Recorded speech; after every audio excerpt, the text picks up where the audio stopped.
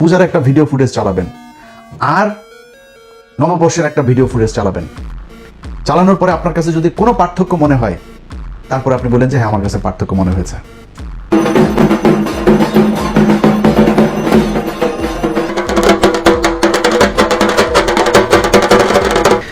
আচ্ছা, এই যে ঢোল বাজাবাজি দুইটার ইয়ের মধ্যে আপনার কাছে কোনো জায়গায় পার্থক্য মনে হয়েছে? ওদের পূজাটারই আমাদের এখানে পূজা করানো হচ্ছে আমাদেরকে দেয়া, তারপরে সমস্যা নেই, ঢোলটা বাংলাদেশের সাথে যায়।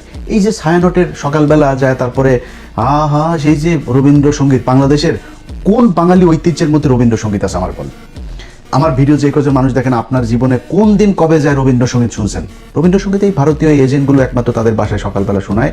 এরা এটারে বিশাল আকারে আহা রে শিখি খান রে এগুলি এই করে, এটা ওদের বানানো।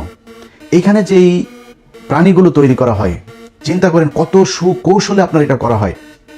পেঁচা আমার বাঙালি ঐতিহ্যের সাথে কি? পেঁচাকে কেন